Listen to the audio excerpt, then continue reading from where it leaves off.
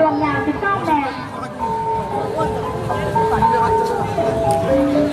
รวมเส้น2.50 แบบเพื่อเพื่อสแกนน้ำเซวาไม่แห้งครับอินฐานาคราชตกแต่งด้วยเสื้อแต่ฝ้าขึ้นบนเหลามีรถหลวงประดับประดาไล่ขึ้นบ้านที่งดงามใต้เทียนเพื่อให้เส้นสว่างขบวนแห่มีจำนวน103 คน มีนางเต้าเชือกไปออกหน้าข้าเกยอุ้มขั้นดอกไม้เครื่องบูชามีขบวนถุงศาสนาขบวนชื่อโคมไฟขบวนฟ้อนยักษ์เต้นหนิงการแต่งกายชุดประจำชาติของสมาชิกอาเซียนquầy lồng câu thực tiên cho nó chân xài lồng câu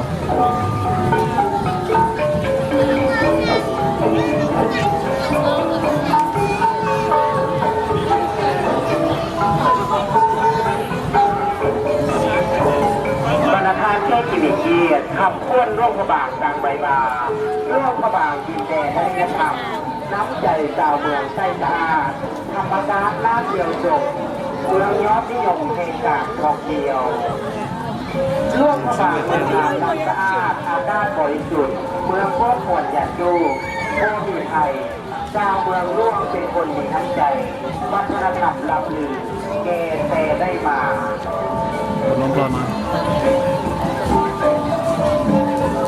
ขอเชิญจำนวนต้อนรับเรือไฟเข้าตะโกนไม่เลย11เรือไฟจากบ้านจงขันและบ้านโพนแพ lúc cầu thì xe cầu trí để là qua là lồng câu bây giờ lồng bột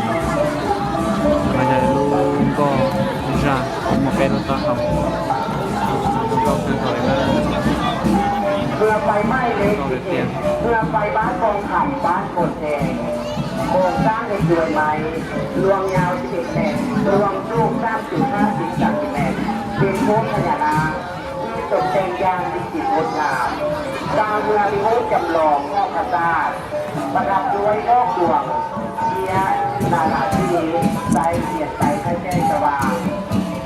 ขบวนเทมีจำนวนคน70 คนนำหน้าโดยนางสาวถือปลายเขาเอหญิงสายขึ้นขั้นดอกไม้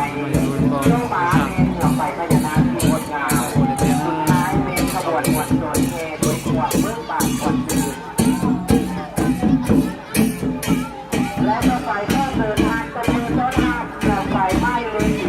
12เรือไฟโรงเรียนมัธยมบ้านคอยและบ้านคอยส่งเข้าประกวด này mà tôi là xịt เรือไฟที่เข้าตะโกนไม่เลย12คือเรือไฟโรงเรียนมัธยมเจ้าบนบ้านคอยและบ้านคอยต้องมีชื่อว่านางห้องคำโครงสร้างอยู่ด้วยไม้แตงเรือไฟเป็นเรือหงส์ชื่อว่านางห้องคำรวมยาว12 เมตรรวมเครื่อง4 เมตรตามเรือมีรถจำลองเส้นประสาทประดับด้วยดอกดวงหน้าลายที่ต้องที่งดงามต้นเสียงใจให้ใจสว่างขบวนเพลงจำนวนคนเข้าชมทำได้50 คนนางเจ้าหาที่ไปออกหน้ามีพ่อเจบ้านของเลเกียวจานขึ้นข้างดอกไม้นักเรียนที่เดินไปในขบวนมวลชื่นที่ได้ทักข้อเหียนแมนตั้งผมก็มาคือภายในภายนอกดีสร้างผู้สร้างดีตั้งนักเรียนเก่งมีวินัยสร้างเหียนแก้ยาเสพติดสร้างเป็นเวลาสดใสสะอาดงามตา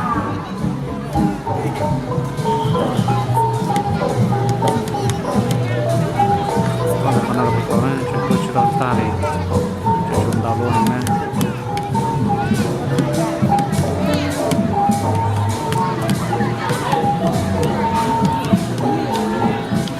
cũng quay chặt mong thế cũng quay chặt nátกันอยากมองปลอ บรรณาทานเพื่อกินเกียรติณปัจจุบันนี้เรือไฟโรงเรียนมัธยมบ้านคอยและบ้านคอยกำลังแสดงความงดงามให้เกณฑ์คณะกรรมการก็คือแพทย์ทางภายในและต่างประเทศนั้นได้รับชมกันอยู่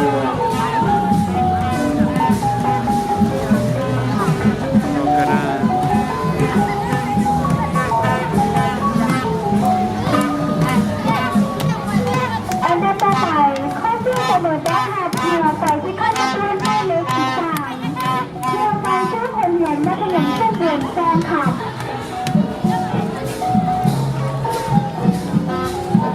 có được เรียนเรือไฟโรงเรียนมัธยมทุกปูนฟองขับโบกจ้างเป็นด้วยไม้เหล็กโลมนาสร้างเรือมีห้องสำรองห้องตาและ กลัวตอนน้อง ตั้งสังกัดใช้เกียรติใช้เส้นกระบาขบวนที่มีจำนวน100 คน มีนางเจ้าชื่อฝ่ายออกนามีครัวจางชื่อขันดอกไม้ขันม้าแมนเราไปพญานาและสุดท้ายก็เป็นขบวนนักเรียนนักศึกษาอย่างวันเดือนคำพูดประจำโรงเรียนแมนคำเขียนโมปัญญาเรียนตรงใจกิริยาดีมีวิสัยเข่งวดที่ระบาพร้อมกีฬาการกินที่ติดออกไก่ที่จะลองตาจับตา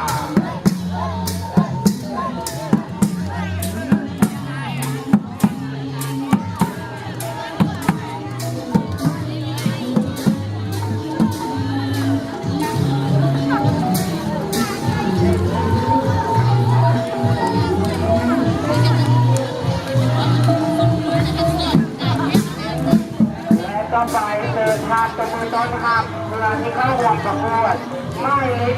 14เรือไฟมหาวิทยาลัยทุกพาด้วย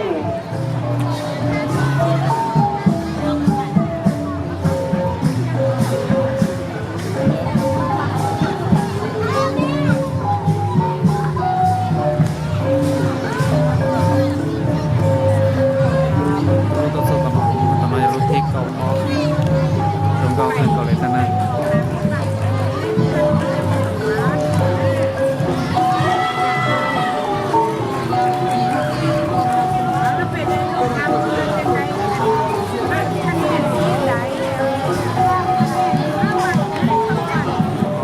Son rồi nó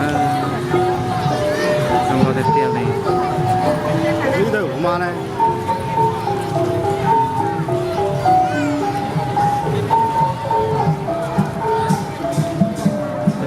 บริธานเพื่อสิริเกียรติเพื่อไฟทีเข้าร่วมในการประกวดไม่เลย14เพื่อไฟมหาวิทยาลัยสุพรรณบุรีคนสร้างเหตุโดยในแจงรวมยาว11 เมตรรวมตึงสร้างเป็น50 เมตรเพื่อไฟพญานาคเจวาพญาคำแดงทีมสุพรรณบุรีการลำเรือมีห้องจำลองป่าที่มีเกล็ดสีเขียว สีสีแดงลอยนิ่งนำประดับด้วยยอดเหลืองที่งดงามโดยเปลี่ยนไปเพื่อให้แสงสว่าง ระยะคุณใส่กัน ขบวนแห่มีจำนวนชนเข้าร่วมทั้งหมด100 คน โดยมีนางเจ้าเหล่าที่ไปมหาวิทยาลัยสุพรรณบุรีนำหน้าสองข้างมีนางเจ้าเหล่าที่ขั้นดอกไม้ตัวมาในขบวนท่าเจหญิงตายครัวจานจับโคมลอยประทีปดอกไม้ถ้าไปเมนเพื่อพญานาคีที่เป็นงดงาม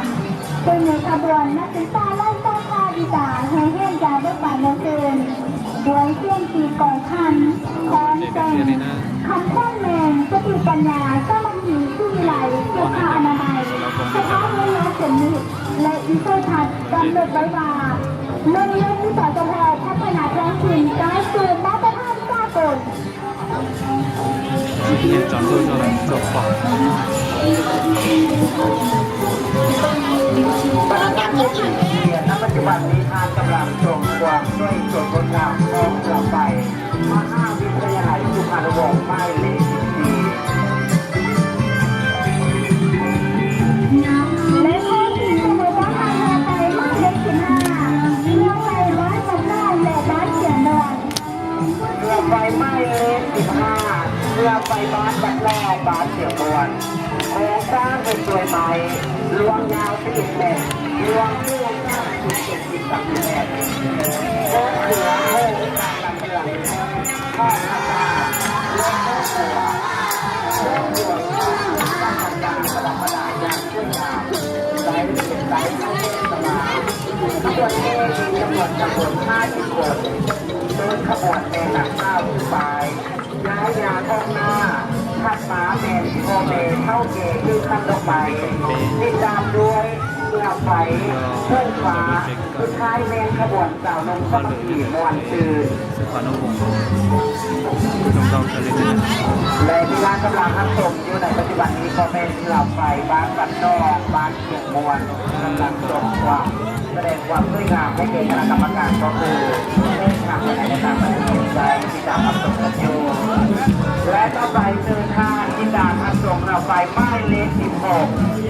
ไฟบ้านคนเมืองบ้านบัดแท้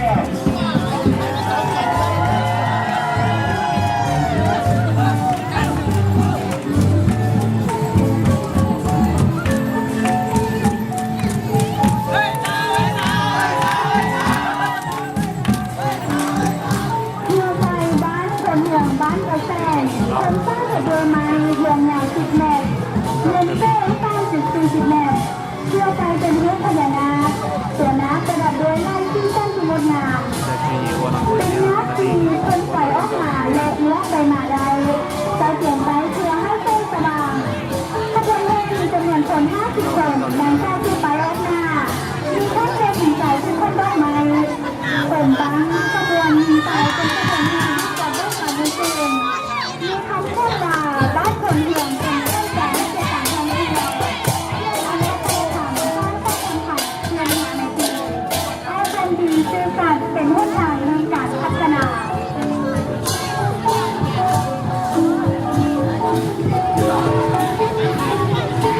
ปัจจุบันนี้เรือไฟบ้านคนเมืองในบ้านบัดแท้ชาวให้ดูโดยหน้าของคณะกรรมการสิทธิ์เรียบร้อยแล้ว เพื่อ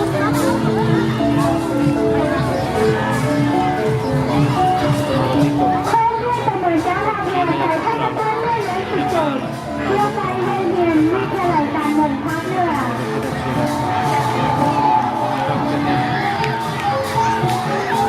ธนาคารที่4 ปี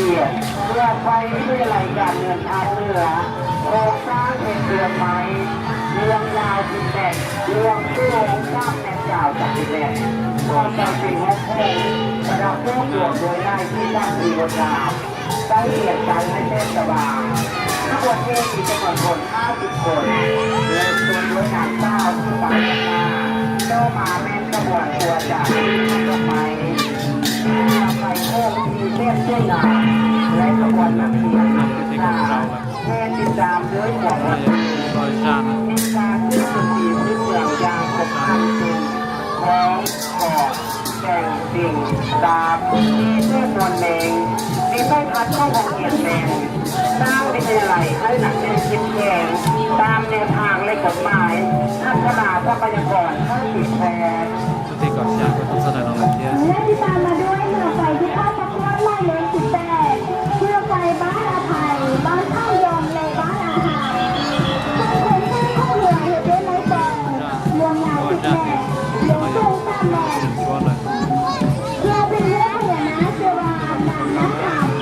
การเรือมีให้ชมแลพระธาตุประดับด้วยสวงและลายที่สั้นถึงงดงามเพื่อเปลี่ยนใจให้เส้นสว่าง Tu ข dah บวน nak แรกมีจำนวนคนทั้งหมด90 คน Dah jam kau nak อ jam อกหน้าโดยนางเจ้าผู้ไปห้องเรียนหญิงสาวเป็นข้าราชการตอนหน้าเธอไปในขวัญธนานา kau dah tak ada nak orang nak. ธนาคารเทคนิคเรียนต่อไปทำจะได้จบกับงดงามไม่เล่นติดเราเพื่อไปบ้านชาวบ้านใจบ้านหมู่ที่กองทัพไม่ช่วยไม้รวมยาว10 เมตรสูง2 เมตร80 เมตรเราไปเป็นโค้งพญานาคสร้างเรือเป็นที่จำลองรอบบัวประดับโดยรอบบัวที่จบงามใส่เขียนใส่ให้เส้นสว่างทุกคนเองมีคนเข้าร่วม50 คน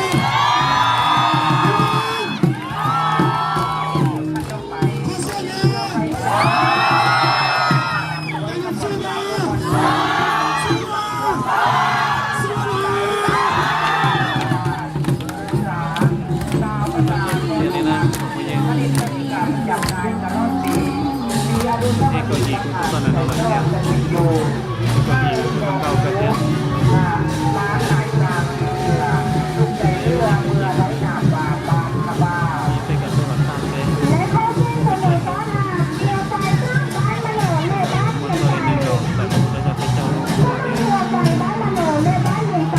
โครงสร้างจากโดยไม้รวมยาว10 เมตรรวมต้น3 เมตรเป็นมุกทรงมุกเหนือก้าวเรือข้าพญานาคตั้งเนื้อมีมุกจำลองข้าพเจ้าเลยเชื่อพระเจ้าเพื่อเป็นเรือเสียหลั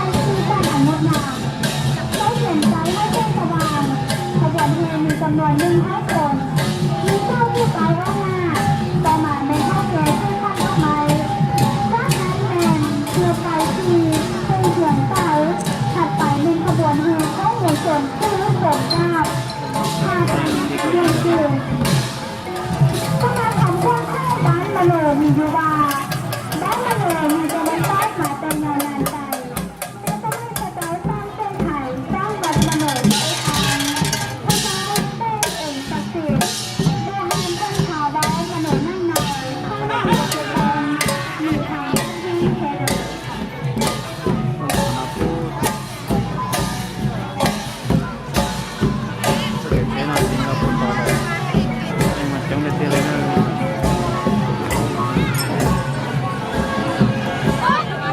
และปัจจุบันนี้ทานกำลังทรงความงดงามข้องเราไปบ้านมโนและบ้านเรียนใจ ที่เก่าทั่วนะ และต่อไปก็เป็นเงาไฟไหม้เลนสาวเอกเงาไฟบ้านนาเดียงครับและบ้านเดียงเอว ที่เก่าทั่วเราที่นั่งเก่าพุทธศาสนาที่นั่งเก่าที่ที่สร้างตัวตนบรรทัดต้นสี่ทีเงาไฟไหม้เลนสาวเอกเงาไฟบ้านนาเดียงครับบ้านเดียงเอวโบกกลางจะเกิดไปรวมยาวสิบเมตรรวมคู่ก้างเมตรเงาไฟเป็นโมก้าส่งเหล่าหัวและหน้าเป็นมุกพญานาคนางเรือมีมุกจำลองดาวบังโลกกระบาดเหมือนที่ในล้อที่เรียนหลงโลก ที่ ไท นั่ง ย เก่า เรียน ตอนนั้นแหละนะ ประดับเรือน เก่า เสีย แค่ ให้ที่ท่านเรียนอย่างใจเกียรติใจให้เทศบาลขบวนเทศที่จังหวัดหกสิบคนนางข้าผู้ฝ่ายออกหน้ามีเท่าเกดีสายคือท่านดอกไม้รักใสเพื่อที่ช่วยงามและสุดท้ายแม่นขบวนมวลคือ เรา ข จะ อง ส หม นับ ด ด้วย คือ มโนที่ ที่ นั่ง เรีย เก่าก เรียน การ ใส่ โดยคือประกอบเข้าขบวนเทศโดยหวังเบิกบาทหมวดคือ เราจะได้ส่วนที่ยืนว่าเราใช้จะเลย และต่อไปข้อประดับตา มันต่อไปที่จะเป็น